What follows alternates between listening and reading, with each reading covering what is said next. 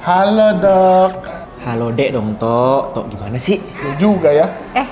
Bang Wanto, ada apa bang?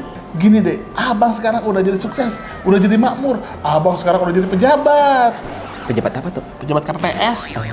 Jadi gini deh, insya Allah abang udah siap buat nikahin Dek Farah. Emang abang udah punya apa aja? Kemarin abang itu udah ke rumah, abang juga udah nyicil mobil. Pokoknya abang udah sehat jasmani rohani deh.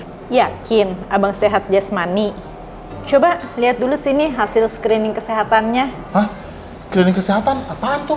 Itu loh bang, supaya pemilu berjalan lancar, seluruh petugas penyelenggara pemilu yang terlibat juga kudu sehat. Salah satu caranya dengan mengecek kesehatan melalui screening riwayat kesehatan dari BPJS Kesehatan, Bang.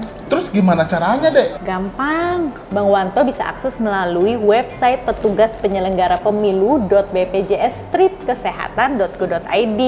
Bang Wanto cukup mengisi nomor KTP, terus isi deh pertanyaan sesuai dengan kondisi kesehatan Bang Wanto. Nanti keluar deh hasilnya. Itu bayar nggak sih, Dek? Enggak bang, gratis kok.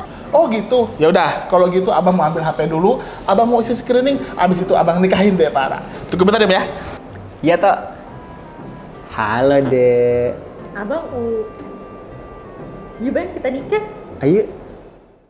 BPJS Kesehatan.